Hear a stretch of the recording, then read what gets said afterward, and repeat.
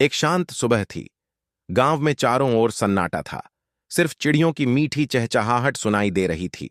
सूरज की हल्की किरणें पेड़ों के पीछे से झांक रही थीं। एक नन्हा लड़का, रवि, ताजे फलों की टोकरी लेकर नंगे पांव धूल भरी पगडंडी पर चल रहा था। सुनहरी सुबह की रोशनी में पूरा गांव एक शांत सौंदर्य से नहाया हुआ था। जैसे ही रवि जंगल के किनारे पहुंचा, उसे घास के पीछे से अजीब सी सरसराहट सुनाई दी। वह ठिठक गया और उत्सुकता से उस ओर देखने लगा। पत्तियां धीरे धीरे हिल रही थीं और आवाज और साफ सुनाई देने लगी। सावधानी से कदम बढ़ाते हुए रवि ने झाड़ियों में झांका और चौंक गया। वहां एक छोटा हाथी बेलों में बुरी तरह उलझा हुआ था। वह डरा हुआ था और उसकी आंखें जैसे मदद की गुहार लगा रही थीं।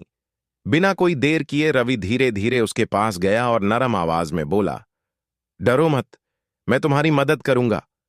हाथी ने उसकी दया को महसूस किया और थोड़ा सिर झुकाकर शांत हो गया। रवि ने अपनी जेब से छोटा चाकू निकाला और मोटी बेलें काटने लगा। चारों तरफ जंगल में सन्नाटा था। सिर्फ रस्सी काटने की हल्की आवाजें सुनाई दे रही थीं। हाथी चुपचाप उसे देखता रहा। आखिरकार जब आखिरी बेल भी कट गई, हाथी खुशी से उछल पड़ा और जोर से चिंघाड़ा। चिड़ियां डर कर उड़ गईं। रवि हंस पड़ा और अपनी टोकरी से एक केला निकालकर हाथी को दिया।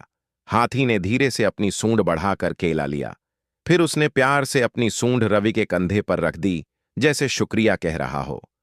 रवि मुस्कुराया और सूंड को थपथपाया। फिर दोनों साथ साथ गांव की ओर चल पड़े। गांव में प्रवेश करते ही लोग हैरान और डर से भर गए।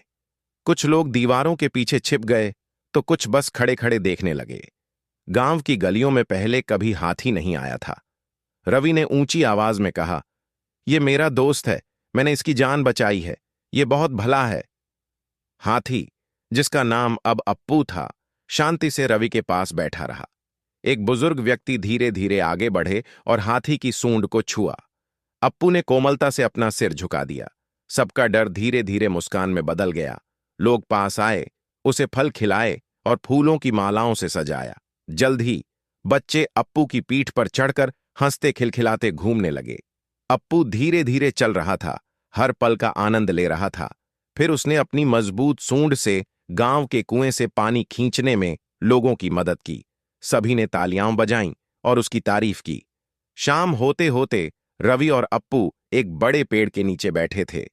आसमान में नारंगी और गुलाबी रंग बिखरे हुए थे। पत्ते धीरे धीरे गिर रहे थे। रवि ने मुस्कुराते हुए कहा, अच्छा लगा तुम्हारी मदद करके।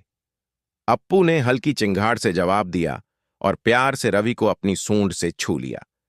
सुनहरी रोशनी में दोनों की दोस्ती और भी मजबूत लग रही थी। फिर आसमान में एक चमकदार संदेश उभरा, दया हमेशा याद रखी जाती है। और आखिरी दृश्य में रवि और अप्पू साथ साथ जंगल की ओर चले गए, हाथ और सूंड एक दूसरे में बंधे हुए, जैसे एक प्यारी कहानी को अंत तक पहुंचाते हुए।